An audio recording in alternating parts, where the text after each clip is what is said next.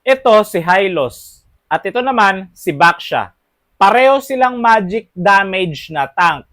At kung sakaling pareho sila ng items, halimbawa meron silang Curse Helmet, Glowing Wand at Ice Queen Wand. Pwede naman sa kanila. Halos pareho din sila ng role. Pwede silang ipang core, pwede silang ipang roam, pwede rin silang ipang XP. So naisip ko ngayon, what if paglabanin natin? Hylos versus Baksha. Sino ang mananalo? 'Di ba? Napapaisip talaga ako eh.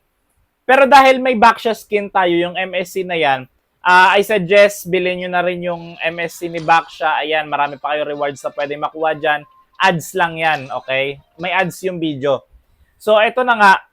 Kapag naglaban kasi to, Hylos at Baksha, mahirap eh. Ang hirap ma-imagine kung sino yung mananalo. Pareho items, pareho nang nagagawa, di ba? Ang hirap.